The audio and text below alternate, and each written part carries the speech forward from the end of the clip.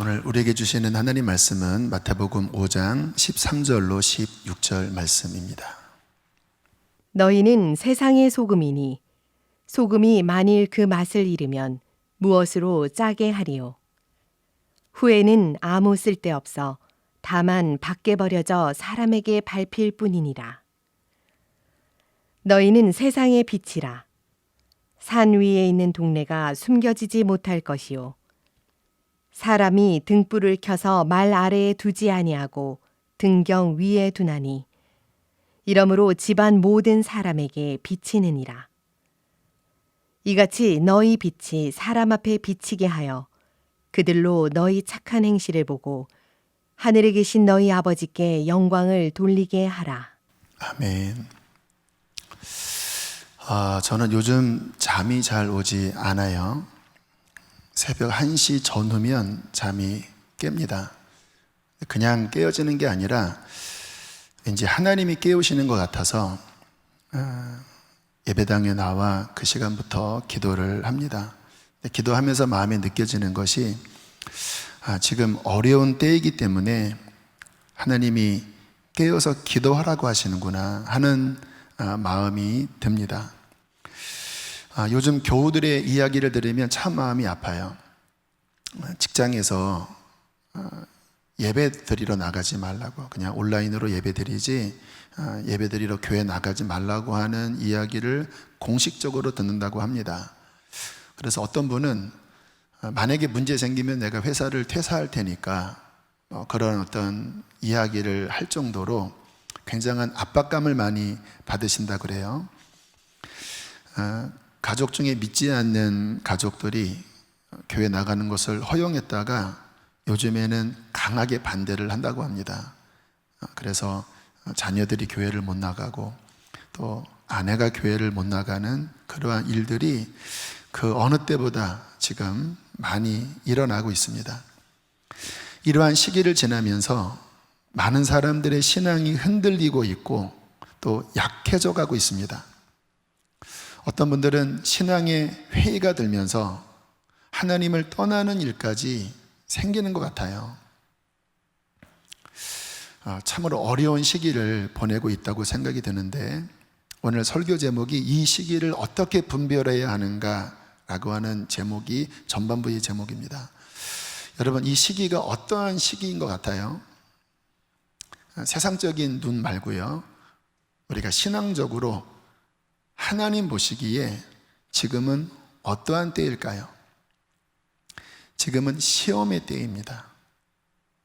성경을 보면 시험의 때에 대한 말씀이 굉장히 자주 나와요. 한 군데만 살펴보면 베드로전서 4장 12절 말씀입니다. 사랑하는 자들아, 너희를 연단하려고 오는 불시험을 이상한 일 당하는 것 같이 이상히 여기지 말고. 어떤 말씀인가요? 하나님이 사랑하는 백성을 연단하기 위하여 하나님이 허락하시는 불시험의 때가 있다고 말씀을 하고 있어요. 지금 우리가 겪는 이러한 시간이 그 성경의 시대 또 기독교 역사에 핍박받는 시대에 비하면 실은 그렇게 힘든 또 큰 시험은 아닙니다. 그냥 예배드리기가 어렵고 또 사회적으로 신앙생활에 좀 지탄을 받고 또 어떤 분들은 가족들의 반대를 받는 그 정도의 일이에요. 그러나 어쨌든 시험은 시험이니까 이러한 시간들을 지나면서 많은 분들이 신앙적으로 움츠러들고 있어요. 흔들리고 있습니다. 그게 시험의 때의 특징인데, 그러나 이러한 시간을 지나면서 주의해야 될 것이 있는데요, 이러한 시험의 때에 두 가지 반응으로 나타납니다. 한 가지 반응은 오히려 더 믿음이 연단되는 것입니다. 오히려 더 기도하고 신앙이 성장하는 거예요. 그러나 그러한 사람만 있는 것이 아니라 이러한 시기를 지나면서 신앙이 꺾이는 분들도 있어요. 그래서 이 시험의 때는 두 부류로 나누어지는, 알곡과 쭉정이로 나뉘어지는 시기이기도 합니다. 제가 자주 이 말씀을 인용을 했는데요. 다시 한번 보면 좋겠습니다. 마태복음 3장 12절 말씀 한번 함께 읽어보실까요? 시작. 손에 키를 들고 자기의 타작마당을 정하게 하사 알곡은 모아 곡간에 들이고 쭉정이는 꺼지지 않는 불에 태우시리라. 예수님이 하시는 일 가운데 하나가 타작마당을 정하게 하시는 일입니다. 어떻게 정하게 해요? 알곡과 쭉정이가 나뉘어지는 거예요. 성경을 보시면 하나님 나라에 대한 비유가 많이 나오는데 그 하나님 나라에 대한 비유의 메시지의 많은 분량이 갈라집니다. 오늘 말씀처럼 알곡과 쭉정이가 나뉘어지기도 하고, 그리고 어떤 사람이 바다에서 그물을 펴서 고기를 잡았는데 좋은 고기를 거두고 그렇지 않은 고기를 버리고, 그러니까 하나님 나라의 중요한 특징 중에 하나가 갈라지는 일이 벌어진다는 거예요. 그러므로 우리가 이러한 시험의 때를 지날 때 정신을 바짝 차려야 합니다. 내 신앙이 점점 떨어져 가고 있고 내 믿음이 실족해져 간다면 나는 알곡이 아니라 쭉정이가 되어 점점 버려지는 일이 벌어질 수 있다는 거예요. 아까 제가 새벽에 잠이 오지 않아서 기도를 한다고 말씀을 드렸는데, 성도님들을 위하여 기도할 때면 성령님이 제 안에 이러한 기도를 시키셔요. 주님, 성도들이 깨어나게 하소서. 영적으로 잠자는 데서 깨어나게 하소서. 죽은 데서 살아나게 해주십시오. 성령님의 깊은 탄식 속에 아주 뜨겁게 간절히 기도합니다. 영혼들이 깨어날지어다. 잠자는 데서 깨어날지어다. 죽은 데서 일어날지어다. 아마 하나님 보시기에 지금 많은 성도들이 이 시기를 지나면서 영적으로 깨어있지 못하고 잠들어 있는 모습이기 때문에 성령님이 제 안에 그러한 기도를 시키시는 것이 아닌가 하는 생각이 듭니다. 로마서 13장 11절로 12절에 이런 말씀이 나와요. 또한 너희가 이 시기를 알거니와, 때에 대한 말씀을 하고 있죠. 자다가 깰 때가 벌써 되었으니 이는 이제 우리의 구원이 처음 믿을 때보다 가까웠습니다. 밤이 깊고 낮이 가까웠으니 그러므로 우리가 어둠의 일을 벗고 빛의 갑옷을 입자. 동일한 말씀이지요. 깰 때가 되었다고 말씀을 해요. 지금은 깊은 어두운 밤의 시간이에요. 그래서 세상이 참 혼동스러운 시절입니다. 세상이 진동하고 있어요. 여기저기서 들리는 이야기, 또 이런저런 사람들의 글을 읽어보면 어떤 사람은 이게 옳다, 저게 틀리다, 또 어떤 사람은 정반대의 입장으로 아니야, 이게 옳아, 저게 틀려. 그래서 사람들의 마음이 굉장히 혼동스럽고 마음이 갈려져 있습니다. 도대체 뭐가 맞는 걸까? 뭐가 옳은 걸까? 그러나 저는 여러분들에게 권면합니다. 그러한 말들에 휩쓸리면 안 돼요. 그 말이 목사의 말일지라도, 그 말이 어떤 유명한 사람의 말일지라도 사람의 말에 휩쓸리면 안 됩니다. 정답은 하나님의 마음을 아는 것이에요. 어떤 사람의 말이 아무리 옳아 보여도 하나님의 마음과 맞지 않으면 그것은 결코 하나님께 받아들여지지 않는 거짓된 생각이잖아요. 지난 금요일 사역자 모임을 할 때 제가 우리 전 사역자들에게 이러한 권면을 했습니다. 지금 한국교회는 굉장히 큰 위기 가운데 있습니다. 세상의 지탄을 받고 있고 많은 교우들이 흔들리고 있습니다. 지금 세상에서 들려오는 여러 소리들이 있는데 그러한 소리를 들으면 우리들의 마음이 위축되고 때로는 상하고 때로는 두렵습니다.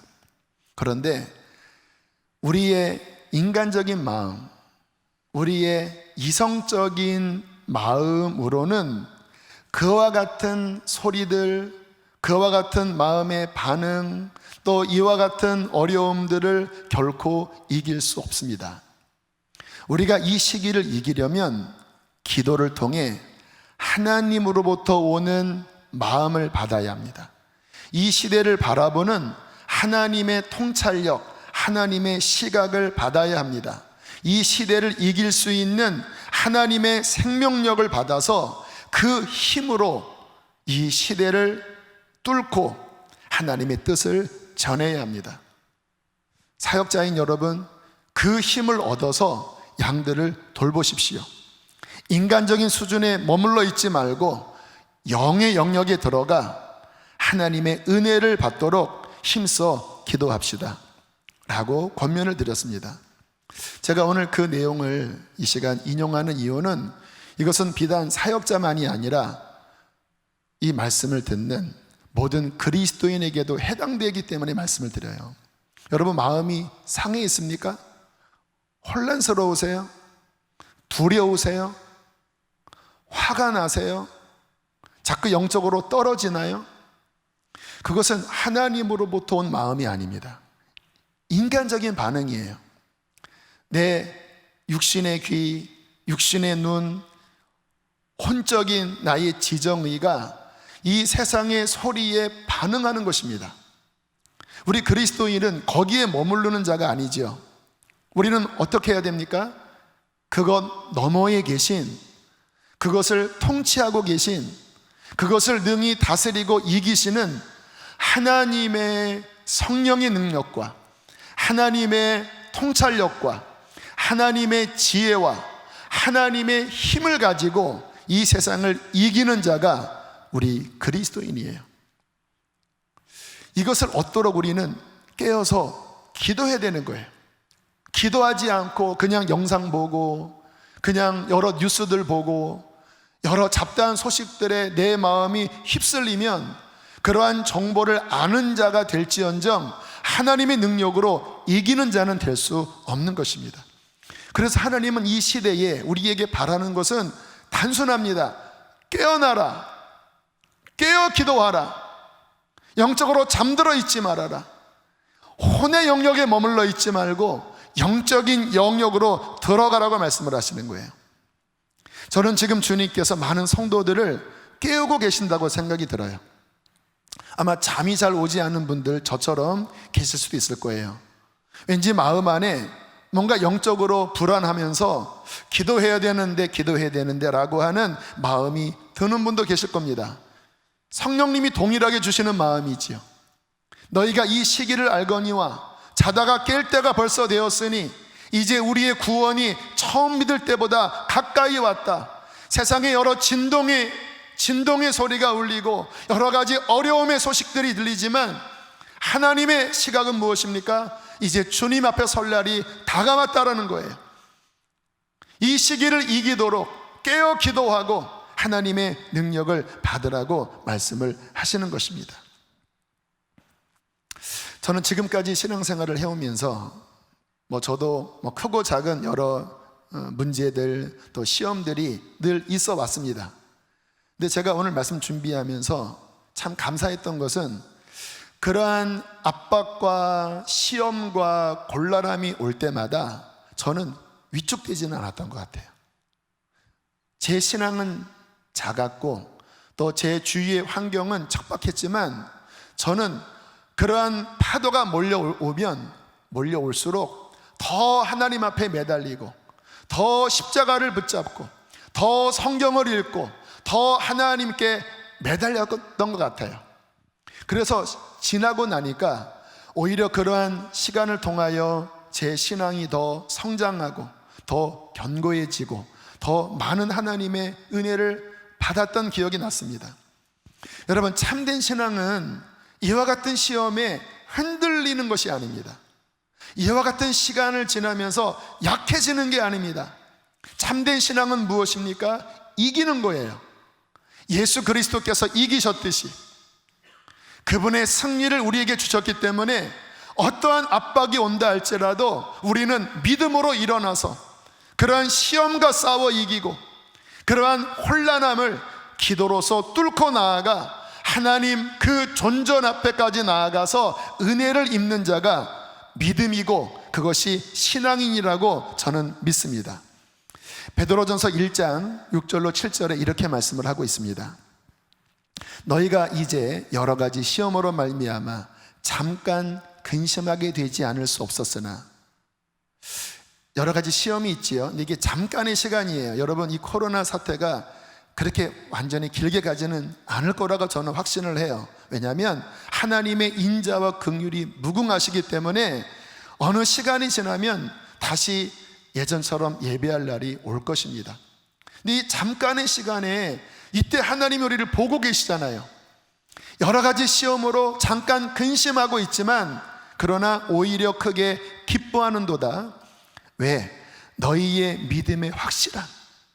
제가 아까 간증했던 것처럼 이 모든 것을 뚫고 나가는 확실한 믿음으로 말미암아 불로 연단하여도 없어질 금보다 더 귀한 믿음으로 예수 그리스도께서 나타나실 그때에 칭찬과 영광과 존귀를 얻는 승리하는 믿음이 되라고 성경은 우리에게 권면하고 있는 것입니다.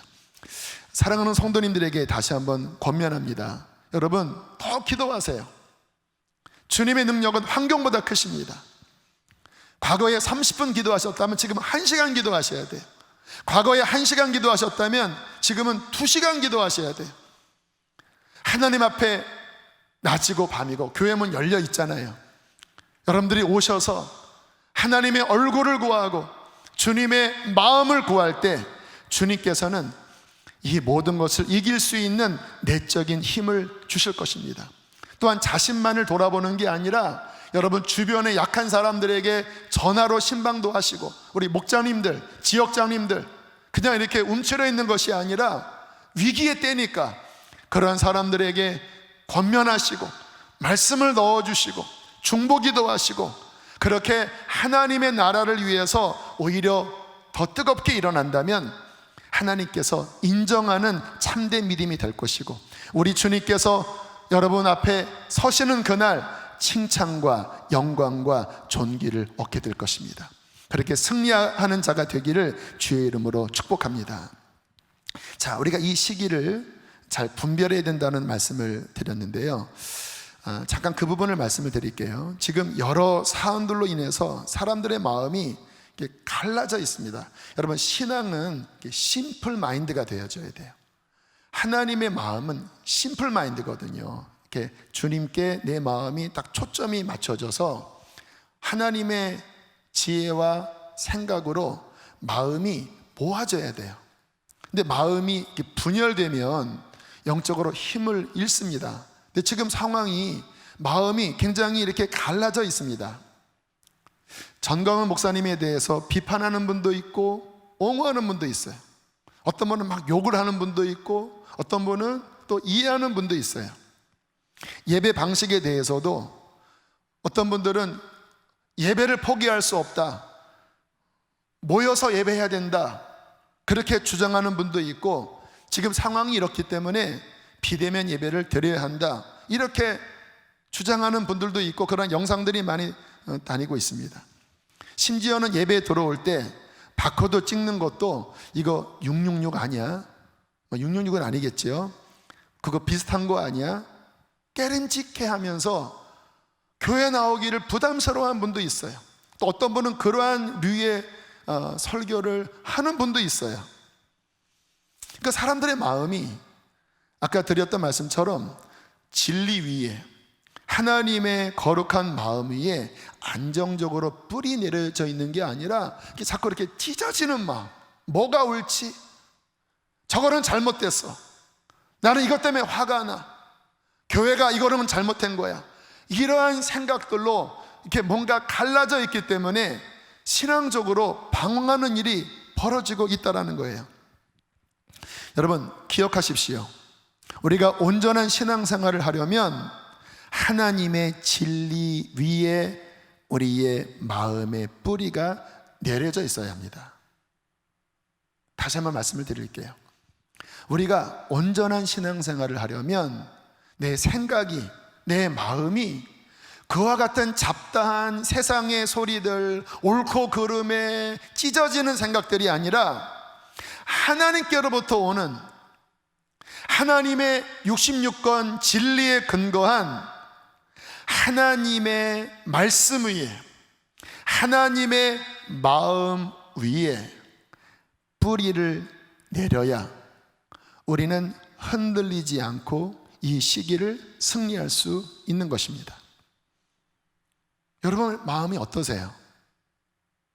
여러분, 우리가 하나님의 마음을 알고 하나님의 뜻 위에 서 있다면 두 가지 현상이 벌어져요. 첫 번째는 마음이 흔들리지 않습니다.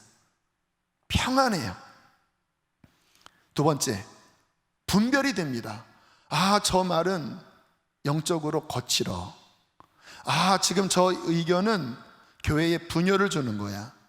저것은 하나님께로부터 온 것이 아니야. 분별할 수 있어요. 분별해야 우리들이 바른 길을 갈 수 있잖아요. 그런데 하나님의 진리, 하나님의 마음이 아닌 그와 같은 떠있는 소리에 내 마음의 중심이 가 있으면 분별도 안 될 뿐만 아니라 평안함도 없고, 뭔가 하나님의 깊은 임재로 신앙생활하는 것이 아니라 들뜬 신앙생활을 할 수밖에 없는 거예요. 저는 오늘날 많은 그리스도인들이 그와 같은 영상, 그와 같은 여러 잡다한 소식들로 인해서 진리를 잃어버리고 하나님의 마음을 잃어버리고 뭔가 들떠있는, 뭔가 휩쓸려 떠내려가는 그러한 누이의 미혹된 신앙생활을 하고 있는 것이 아닌가 안타까운 마음으로 저는 바라보고 있습니다.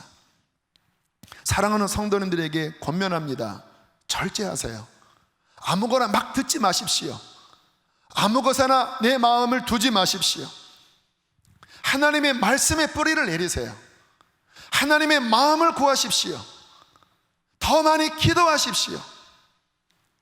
주님께서 이 시대를 분별할 지혜와 은혜를 허락하여 주실 것입니다. 자, 그렇다면 무엇이 지금 하나님이 우리에게 바라시는 마음일까요?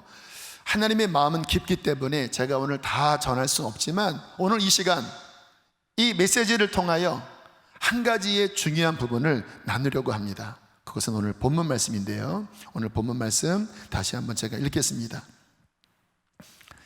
너희는 세상의 소금이니 소금이 만일 그 맛을 잃으면 무엇으로 세상을 짜게 하리요?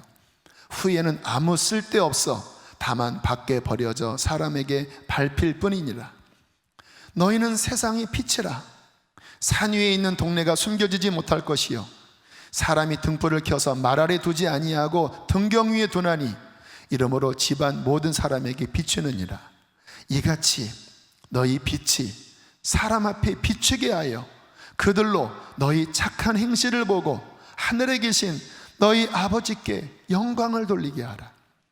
여러분 잘 아시는 말씀이지요. 주님께서 우리에게 뭐라고 말씀하시냐면 너희는 이 세상의 소금이야. 이 세상에 나의 맛을 낼 줄 아는 유일한 소금이야. 너희는 이 세상의 빛이야. 나의 거룩함을 드러내야 하는 세상의 빛이야. 이 말씀의 의미는 우리가 그리스도인으로서 이 세상에서 믿음의 선한 삶을 사는 자라야 한다는 의미예요. 다시 한번 말씀을 드립니다. 이 말씀의 의미는 우리가 그리스도인으로서 세상에서 믿음의 선한 삶을 사는 자라야 한다는 뜻이에요. 그렇게 살 때 이 세상은 우리의 그와 같은 모습을 보고 하나님께 영광을 돌리게 된다라고 말씀을 하고 있는 것입니다. 핵심은 뭐냐면 그리스도인이 이 세상에서 합당한 삶을 살라는 거예요. 하나님이 우리에게 바라시는 관심이 뭔지 아세요?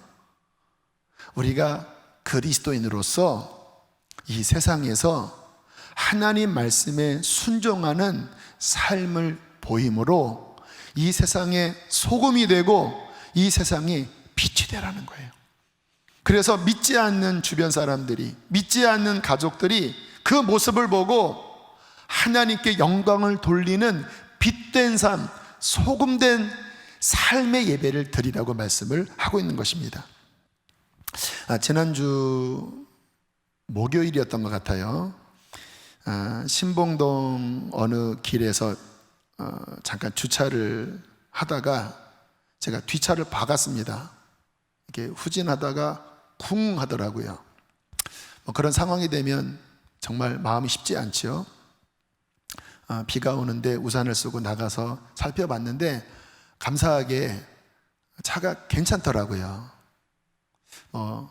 차주는 근처에 없었기 때문에 저 혼자 한참 보다가 몇 번을 봐도 흔적이 없기에 그냥 갈까 하는 생각을 하다가 이게 양심이 걸리더라고요. 그래, 하나님이 지금 보고 계실 텐데 일단 연락을 하자. 그래서 그분 전화로 연락을 드렸습니다. 약간 부딪힌 것 같은데 괜찮아 보이지만 그래도 오셔서 한번 확인해 봐 주십시오. 그랬더니 이제 그분이 오셨습니다.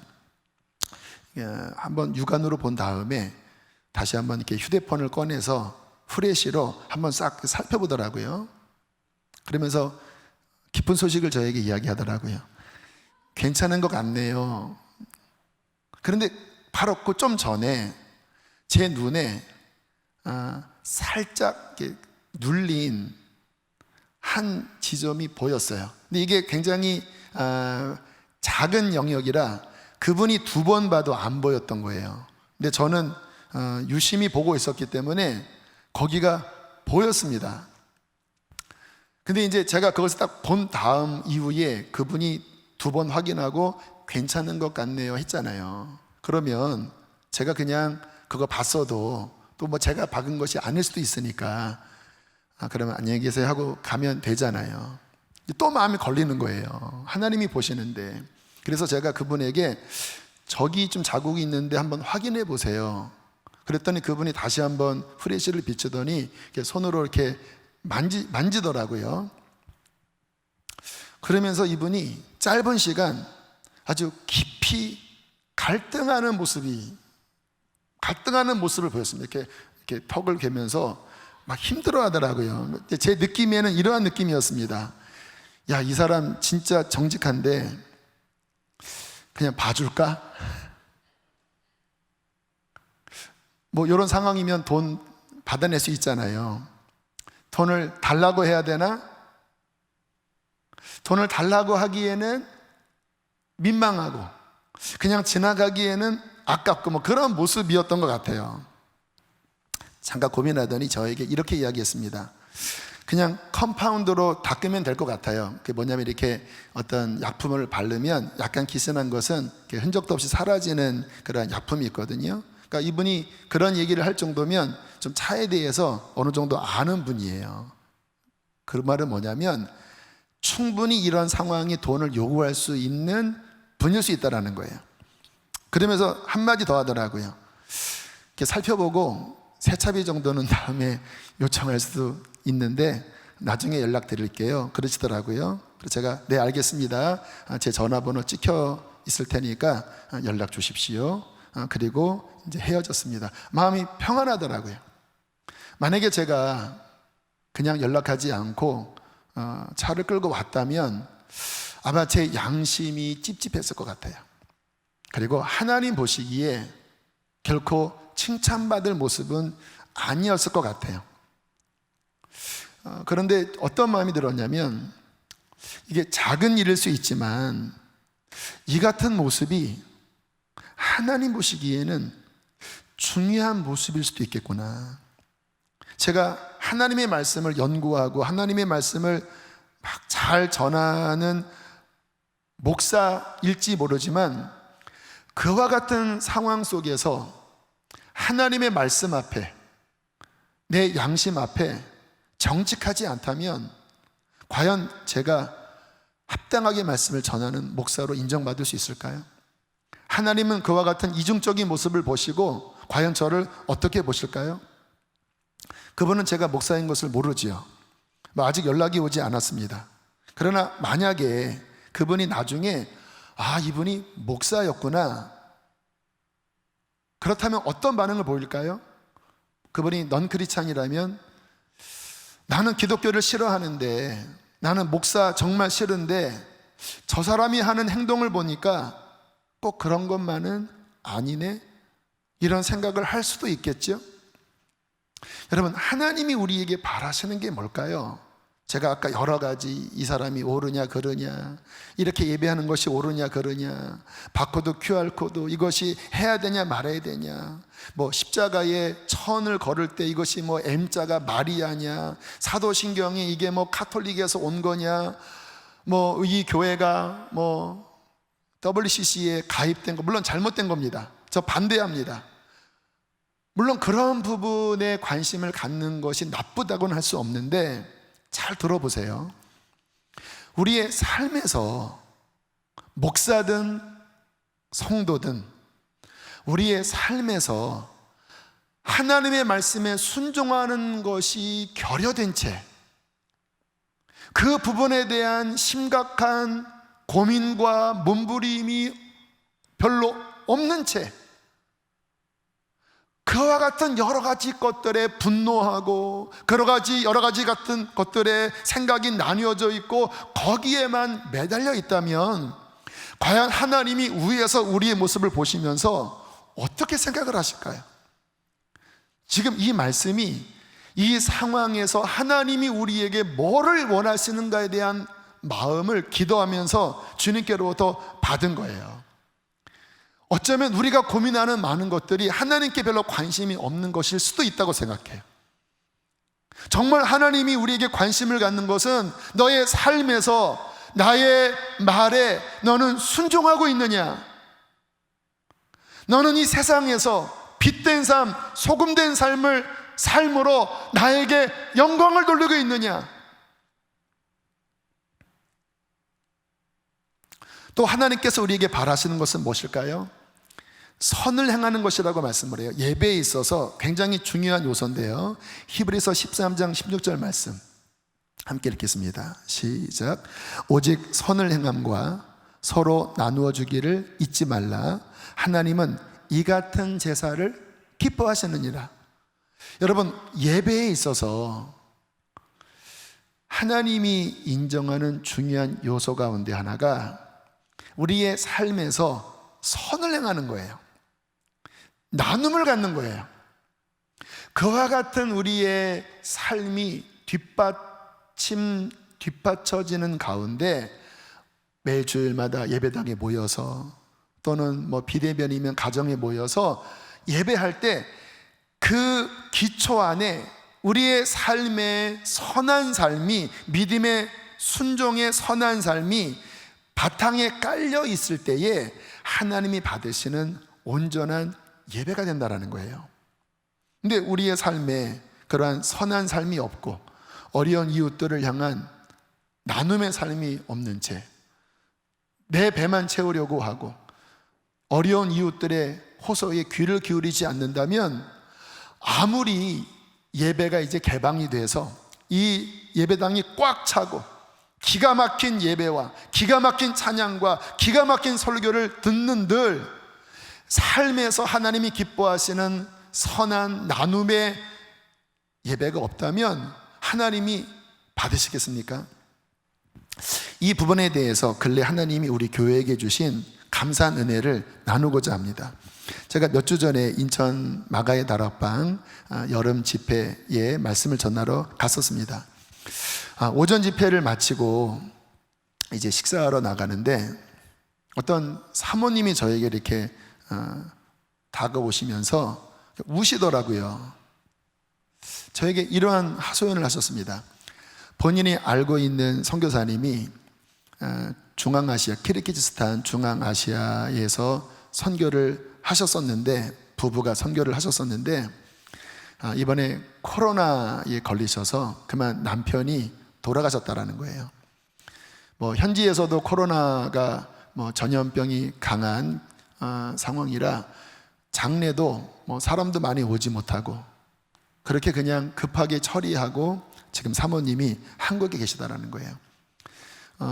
목사님이 강단에 올라가기 전에 성령님이 그분을 위한 눈물의 기도를 시키셨는데, 목사님이 강단에 올라왔을 때 성령님이 저 목사에게 가서 이야기를 하면 도와줄 거다, 이러한 응답을 받았다라는 거예요. 참 이야기를 듣고 마음이 아팠습니다.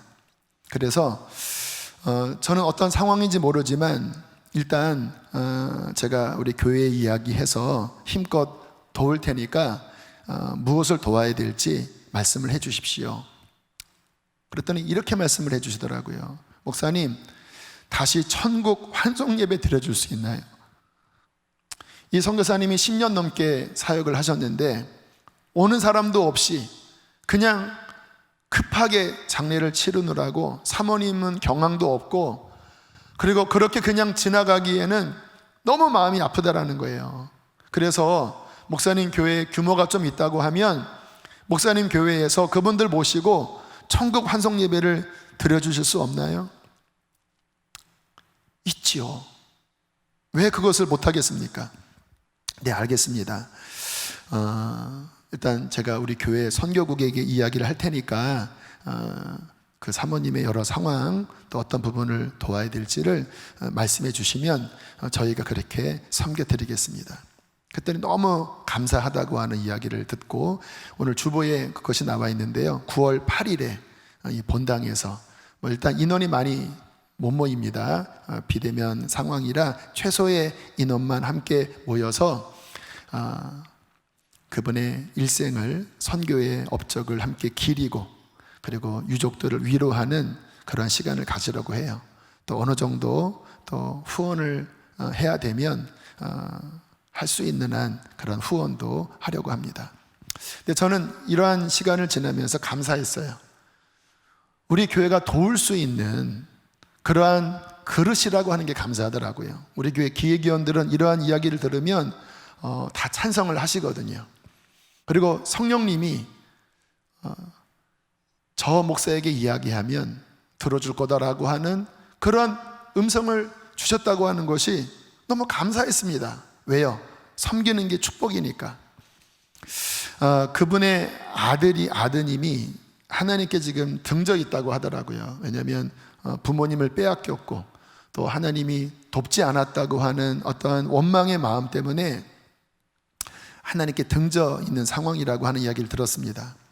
그러나 일명식도 없는 우리가 그래도 그리스도의 사랑으로 그분을 섬긴다면, 선교사의 자녀지만 세상 가운데 있는 그분이 이 빛을 보고 이 소금된 삶을 보고 조금이라도 마음이 바뀌지 않을까요? 조금이라도 감사한 마음이 들지 않을까요? 성경은 말씀을 하는 거예요. 그것이 예배라고.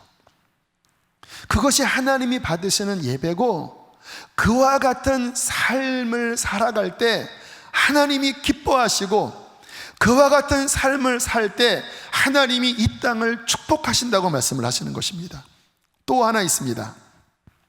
한 달 전에 비가 많이 와서 대전 한 지하도에서 한 남성이 익사로 돌아가셨다고 하는 보도가 나온 적이 있어요. 근데 얼마 후에 제가 카톡을 받았는데 그분이 개척교회 목사님이시라고 하는 이야기를 들었습니다. 우리 교회의 어머님이 대전 지역에서 목회를 하시는데 그분을 간접적으로 직접적으로 아셔서 너무 안타까워서 딸에게 이야기를 했고, 따님이 이렇게 통해서 저에까지 들어온 거예요. 자녀가 5명이라고 합니다. 중고등학교 아이가 5명이에요. 사모님이 아마 40대 한 후반, 50대 초반이 안 되셨을 것 같아요. 너무 마음이 아프더라고요. 주님이 허락하시면 어떻게 해서라든지 섬겨야 되겠다. 그래서 구제부를 통해서 실사를 하게 했더니, 감사한 거는 돌아가신 목사님이 국가 유공자라 자녀 대학 학비는 국비로 지원이 된다고 해요. 그래서 일단 구제부에서 갖고 있는 예산으로 어느 정도 이분을 섬길 수 있는 부분을 지금 논의하고 있어요. 그것도 참 감사한 일이죠. 또 하나 말씀을 나눌게요. 이번 비로 인해서 우리 잘 아는 이번 주 금요일 날 오시는 유정옥 사모님 가평에 암 병동이 있거든요. 근데 이번 비로 그 암 병동의 축대가 무너지는 일이 발생이 됐습니다. 보험사에서도 이거는 본인들의 역할이 아니라고 손을 뗐다고 그래요. 그래서 사모님이 저에게 어떻게 하면 좋아요? 라고 좀 하소연을 하셨는데, 제가 그 이야기를 들었을 때 제 안에 그러한 소원이 있었습니다. 너무 귀한 사역을 하시는 단체고 또 사모님인데, 저희 교회 작년 성탄절 헌금 또 이번 부활절 헌금 다 선교와 구제로 보내기로 했잖아요. 그래서 많이 도왔습니다. 그러나 아직 좀 일정 부분 남은 금액이 있거든요. 그래, 우리 기획위원들에게 이야기를 해서 이 귀한 단체에 지금 어려움 가운데 있는데, 이 축대가 무너진 관계로 모든 암환우들을 집으로 다 보냈대요. 왜냐하면 막 정전도 되고 어려워서. 우리가 섬긴다면 우리에게 복이 되지 않겠나. 그래서 그분이 요청한 것이 아니라 제가 사모님 한번 제가 교회에 이야기해 보겠습니다. 사모님, 저희가 섬길 수 있으면 참 좋겠네요 하고 이제 그쪽 상황 또 실사를 하러 갔는데, 참 이게 타이밍이 어떤 타이밍이었냐면, 딱 가는 그 시간이 거기에 이렇게 흘러내린 토사들 덤프트럭 15대 분량을 이제 치워야 되는 만큼 엄청난 토사가 흘러내려왔는데, 그것은 나라에서 치워줬대요. 그런데 이제 복구하는 것은 이제 병원에서 해야 되는 상황이래요. 근데 마지막 토사가 나가는 그 타이밍에 저희가 온 거예요. 우리는 그런 사인으로 받았습니다. 이것은 나라에서 해주지만 이것은 너희가 해주면 어떻겠니? 그래서 잘 기획위원 결의를 해서 저희 교회가 한 1,500만 원 드는 그 부분, 여러분들의 헌금한 부활절 헌금, 성탄절 헌금, 바로 그 금액이 여러분들이 하신 거예요. 그 금액으로 지금 공사를 한 80% 마치고, 거기 다시 이제 암 한우들이 오기 시작했는데, 그 모습을 보고 너무 기뻐했다고 하는 이야기를 듣고 참 하나님 앞에 감사했습니다. 하나님이 우리 교회에 주신 은혜를 나눈 거예요. 자, 다시 오늘 말씀 14절과 16절 큰 소리를 읽어보실까요? 시작. 너희는 세상의 빛이라. 이같이 너희 빛이 사람 앞에 비치게 하여 그들로 너희 착한 행실을 보고 하늘에 계신 너희 아버지께 영광을 돌리게 하라. 너희는 세상의 빛이라. 이같이 너희 빛이 사람 앞에 비춰지게 하여 그들로 너희 착한 행실을 보고 하늘에 계신 너희 아버지께 영광을 돌리게 하라. 우리가 그렇게 빛된 삶을 살아갈 때 이 땅이 치유되지 않겠습니까? 우리가 그렇게 빛된 삶을 살아갈 때 하나님이 기뻐하시고 다시 상한 이 땅, 갈라진 이 땅을 치유하시고 회복시켜 주시지 않겠습니까? 저는 이것이 이 나라가 살 길이라고 믿습니다. 여러분, 이 나라는 다른 어떠한 곳으로 회복되지 않는다고 저는 생각해요. 이 세상 이념으로는 결코 될 수 없어요. 오직 그리스도인인 우리가 하나님의 말씀에 힘써 순종하여 이 세상이 빛이 되고 소금이 되어 순종의 길을 걸어갈 때 하늘에 계신 우리 하나님이 그 모습을 기뻐 받으시고 이 땅에 긍휼을 베푸시고 이 땅에 은혜를 베푸실 때에 하나님은 이 땅을 회복해 주실 것입니다. 기도하는 가운데 주님이 제게 주신 마음이에요. 너희들은 이런저런 생각에 갈라져 있지만 내가 생각하는 것, 내가 바라는 것은 그런 게 아니야. 너희들이 내 앞에 순종하고 너희들이 내 앞에 기도하고 내 얼굴을 구하고 이 세상의 빛과 소금의 삶을 살아갈 때 역사의 주관자인 내가 이 땅을 고칠 수 있는 거야. 오늘 새벽에도 1시 40분에 나와서 3시간을 기도했습니다. 오늘 말씀을 위해서 기도할 때 어제까지는 준비하지 않은 김중곤 목사님의 시가 생각이 나더라고요. 제가 그 시를 읽어드리겠습니다. 우리가 찬양에 나오는 시예요. 민족의 가슴마다 피 묻은 그리스도를 심어 이 땅에 푸르고 푸른 그리스도의 계절이 오게 해주십시오. 가정마다 이 집의 주인은 예수 그리스도라고 고백하게 해주십시오. 두 남녀가 데이트를 하면서도 예수님의 이야기로 꽃 피우게 해주십시오. 두메 산골 우물가의 여인들도 모여서 하나님을 찬송하게 해주십시오. 학교에서는 아무의 강요도 없이 예수 그리스도의 이름으로 기도하고 공부하게 해주십시오. 국회의원들이 여기저기서 회개하고 금식하고 기도하고 하나님 앞에 무릎을 꿇는 국회가 되게 해주십시오. 그들이 법을 제정할 때 주의 뜻이 무엇인지 물어보게 하시고, 대통령이 옳게 당선되면 그가 무릎을 꿇은 후에 주여 나는 당신의 종일 뿐이오니 오직 하나님만이 나의 대통령입니다 라고 고백하게 해주십시오. 그리하여 수십만의 젊은이들이 예수의 꿈을 꾸고 인류의 구원의 환상을 보며 한 손에는 복음을 다른 한 손에는 사랑을 들고 지구촌 구석구석 누비는 거룩한 민족이 되게 해 주십시오.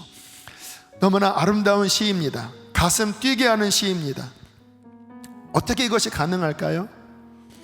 이것이 정말 될 수 있을까요? 저와 여러분 한 사람 한 사람이 하나님 말씀에 순종할 때 하나님은 그 일을 이루실 것입니다.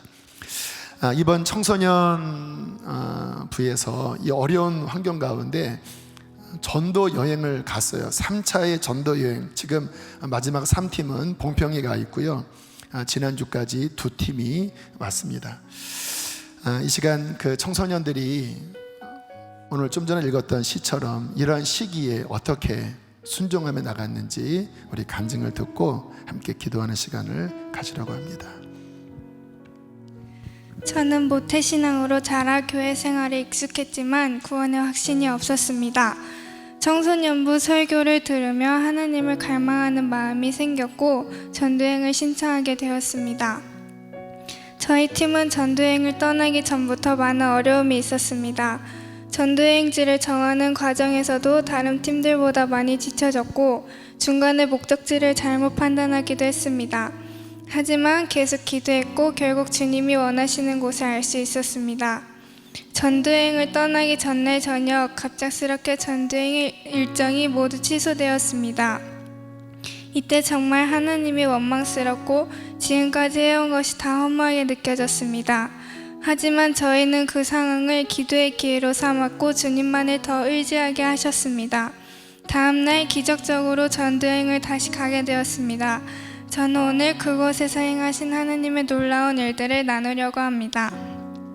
주님의 인도하심으로 정해진 삼천포라는 곳에 도착하여 교회를 찾기 위해 기도를 하던 중 팀원들의 기도가 모두 막혔고 사탄의 공격을 느끼게 되었습니다. 기도를 하던 리더는 누군가 자기의 등을 찌르고 있다고 느끼고 저에게는 두려움이 몰려와 기도하는 동안 계속 소름이 돋았습니다. 하지만 그 가운데서 멈추지 않고 기도를 하다 보니 하나님이 함께 하시고 저에게 보호막이 쳐졌다는 것을 느끼게 해주셨습니다. 두렵고 불안했던 제 마음이 기쁨으로 가득 차게 되었습니다. 음성 듣기를 할 때 교회 이름에 소망이라는 단어가 들어가고 바닷가가 아닌 시골에 위치해 있고 염소가 있으며 언덕 위에 있는 첨탑이 세워진 교회를 보여주셨습니다. 시간이 늦어 교회를 찾지는 못했지만 주님이 허락하신 좋은 펜션에서 하루를 묵게 하셨습니다. 펜션에 도착하여 하나님이 주셨던 교회에 대한 은성을 다시 한번 퍼즐링하던 중 우리가 보았던 것들과 일치하는 교회를 찾게 되었고 다음날 그 교회를 찾아갔습니다. 그 교회 목사님은 현재 코로나 상황에 눌려 계셨고 저희에게도 계속 1m씩 떨어져 있어야 한다고 하시며 그곳에 머무는 것을 거부하셨습니다. 원래는 청소년 사역을 포함하여 열심히 사역하시던 분이라는 것을 알고 지금의 상황이 너무 안타까웠고 그 교회를 위해 기도하고 위로하라는 마음을 받았습니다. 그 후 그 마을에 좀 더 머무며 근처 정자에 들어가 기도를 하기로 했습니다. 그곳은 저희가 찾아간 것이 아니라 하나님이 인도하신 곳이었습니다.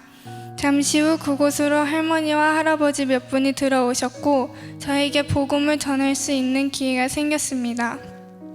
저를 포함한 몇 명이 음료를 사러 마트에 다녀오니 처음에 음산했던 분위기와는 전혀 다르게 생기와 기쁨이 넘치는 느낌을 받았습니다. 제가 할머니께 시원한 물을 건네드리려고 하자 옆에 계시던 장로님께서 지금 물 마시는 게 뭐가 중요해, 생명의 말씀을 들었는데 라고 하시는 것을 듣고 주님의 일하고 계심을 느낄 수 있었습니다. 그곳에서 놀라운 역사를 경험한 후 다시 나와 마을 전도를 시작했습니다. 그곳에서 저는 주님의 시선으로 마을을 바라볼 수 있었습니다. 마을이 너무 죽어있는 것 같았고 생기가 돌지 않아 보였습니다. 사람들이 없이 방치되어 있는 것 같았으며 마음이 슬펐습니다. 그런 곳에서 혼자 살고 계신 할머니 한 분을 만나게 해주셨는데 주님이 그분을 너무너무 사랑하고 기다리고 계신다는 마음을 주셨습니다. 예전에는 예수님을 믿었지만 지금은 믿지 않는다고 하셨습니다. 그때 할머니가 갑자기 옷을 들추시며 배를 보여주셨는데 하얗고 검버섯 같은 무언가 나 있어 너무 고통스러워 보였습니다. 그때 주님이 아버지의 마음을 부어주셨고 계속해서 눈물이 났습니다.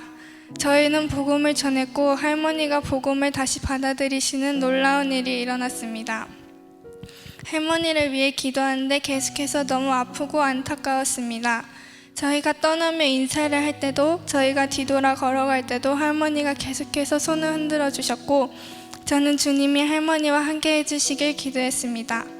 그날도 결국 교회에 머무는 것을 허락받지 못하고 숙소에서 숙박하게 되었습니다. 이번 일들을 통해 코로나가 한국 교회에 얼마나 큰 영향을 주었는지 알게 되었습니다. 한국 교회가 너무 죽어가고 있는 것 같았고 기도해야겠다는 마음을 부어주셨습니다. 마지막 날 저희는 지역을 옮겨 또 다른 작은 마을을 찾았습니다. 이 지역에서는 제가 직접 복음을 전할 수 있는 기회가 있었습니다. 두 팀으로 나누어 출발했을 때 길가에서 고추를 따오 계시던 할머니를 만났습니다.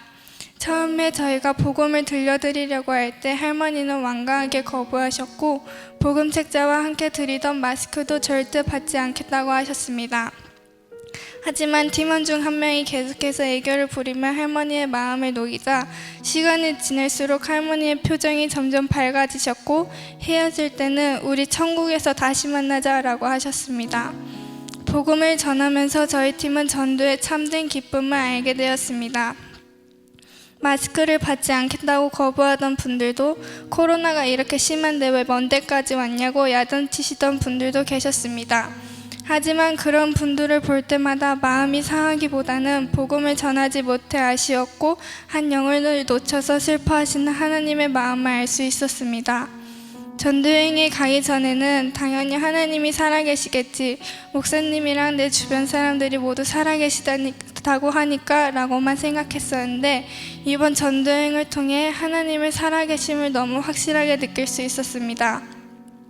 전도여행 훈련 과정부터 삼천포에 가기까지 그리고 그곳에서 일어난 모든 일들이 주님이 없이는 있을 수 없는 일들이었다는 것을 느꼈습니다. 계획했던 모든 일들이 저희의 뜻대로 이루어지지 않고 모두 주님의 계획 안에서 이루어진다는 것을, 그리고 주님 없이 살 수 없다는 것을 알게 되었습니다. 주님 잃어버린 영혼들을 보여주시고 죽어가는 한국교회와 이 땅의 상황을 알게 해주셔서 감사합니다. 살아계신 하나님을 경험하게 하시고 전도의 기쁨을 알게 해주신 것 감사합니다. 앞으로도 주님의 마음이 향하고 주님의 눈물이 흐르고 주님의 발이 향하는 영혼들에게 살아계신 하나님을 정할 수 있도록 도와주세요. 감사합니다. 아멘. 너무 감사합니다. 지금도 봉평에 또 아이들이 나가 있습니다. 여러분, 이 땅이 회복될 수 있을까요?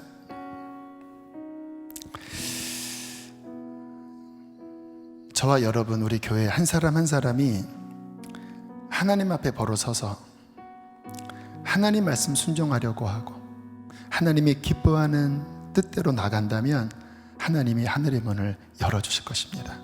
그리고 성령을 부어주실 거예요. 그때 이와 같은 아이들, 다음 세대들이 살아나게 될 것이고 북한의 문도 하나님이 열어주실 것이고 다시 이 땅이 회복되어 하나님 앞에 쓰임받는 그날이 올 것입니다. 중요한 것은 우리가 그와 같은 하나님의 마음을 품은 하나님의 진리 위에 선 건강한 교회가 되는 거예요. 우리 함께 그런 교회를 세우시지 않겠습니까? 그래서 이 땅에 푸르고 푸른 그리스도의 계절이 다시 오도록 함께 기도하며 나아가지 않겠습니까? 우리 함께 이 시간 다 같이 찬양하겠습니다. 민족의 가슴마다 피 묻은 그리스도를 심어 지금은 이 땅이 주님을 거부하고 있습니다. 그러나 주님, 우리가 이 땅을 고치게 하여 주십시오.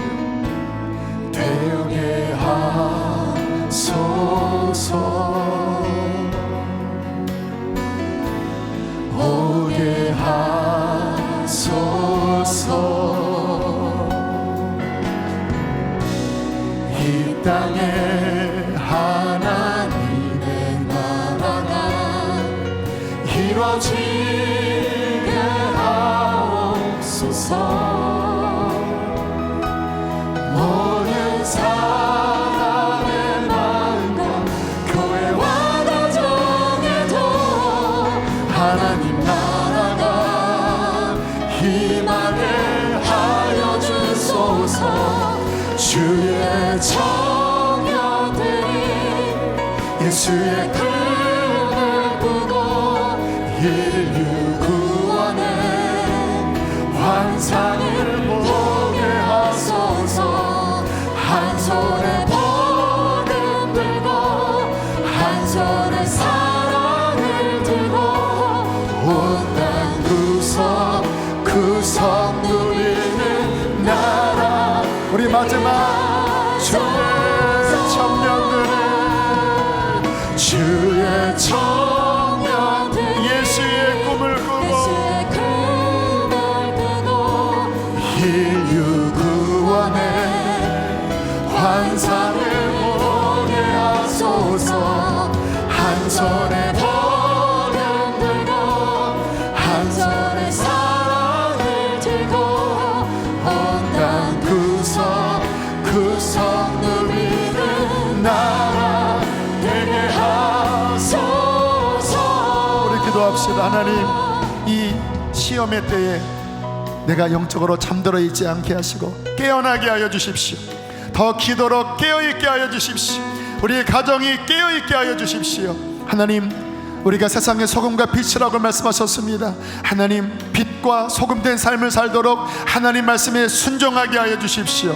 하나님의 마음을 알게 하여 주시옵소서. 주여 한번 부르시고 기도하시겠습니다. 주여, 할렐루야. 하나님, 순종하라. 너희는 세상의 빛이니 너희는 세상의 소금이니 순종하는 선한 삶을 살라. 하나님, 그런 삶으로 우리를 이끌어 주십시오. 하나님, 무엇이 하나님의 마음인지 알기를 원합니다. 무엇이 하나님의 뜻인지를 알기를 원합니다. 모든 죄가 있는 것들을 버리게 하여 주시옵소서.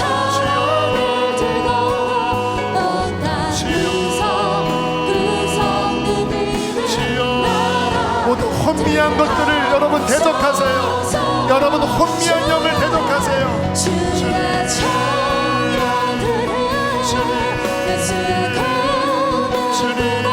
땅을 고쳐주십시오. 이 땅을 치유하여 주십시오. 북한의 문을 열어주시옵소서. 다음 세대의 문을 열어주시옵소서. 아버지 혼란함을 버리고 하나님의 마음을 배울 수 있도록 주여 축복하여 주십시오. 주여 한 번 더 주의 청년들이 예수의 꿈을 꾸고 인류 구원의 환상을 보게 하소서. 한 손에 복음 들고 한 손에 사랑을 들고 온 땅 구석. 우리 믿음으로 하나님이 그렇게 하실 거예요. 우리 마지막 한 번 더 주의 청년들이 예수의 꿈을 꾸고 이 구원의 환상을 보게 하소서. 한 손에 복음 들고 한 손에 사랑을 들고 온 땅 구석구석 누비는 나라 되게 하소서. 주님, 민족의 가슴마다 피 묻은 그리스도를 심어 이 땅에 푸르고 푸르른 그리스도의 계절이 오게 하여 주십시오. 우리가 순종의 삶을 걸어가겠나이다. 빛과 소금 된 삶을 걸어가겠나이다. 주님, 흔들리지 않는 진리 위에 서서 하나님의 마음을 품고 주님, 당신의 진리를 이 땅에 전하는 빛된 삶을 살도록 주여 우리를 도와주시옵소서. 주님, 혼미한 시절입니다. 너무나 많은 사람들이 갈라져 있고 분노하고 있고 낙심해 있습니다. 주님, 혼적인 영역을 뚫을 수 있는 기도의 용사들이 일어나게 하여 주십시오. 낮이고 저녁이고 밤이고 성전에 나와 부르짖는 기도 소리가 하늘을 찌르게 하여 주시고 기도하는 자에게 성령을 부어주시옵소서. 하나님의 깊은 진리 가운데 굳건하게 서서 이 땅을 고치고 이 민족을 고치고 하나님 다음 세대를 살리는 하나님의 종들이 서게 하여 주시옵소서. 귀한 예물을 봉헌합니다. 기쁘게 흠양하시고 이 예물이 하나님 선한 일에 선한 사업에 쓰여져서 하나님께 영광을 돌리게 하여 주시옵시고 성도들의 기업마다 복을 더하여 주시옵소서. 하나님, 코로나가 확산 중입니다. 우리 교우들의 건강을 지켜주시고 가정을 지켜주시고 기업을 예수 그리스도 이름으로 지켜주십시오. 이 나라에 코로나가 확산되지 않도록 주님 묶어 주시옵소서. 이제는 우리 주 예수 그리스도의 은혜와 하늘아버지의 그 크신 사랑하심과 성령의 교통하심이 하나님의 마음을 깨닫고 돌아가는 백성들 안에 충만히 함께 하시기를 축원하옵나이다. 아멘.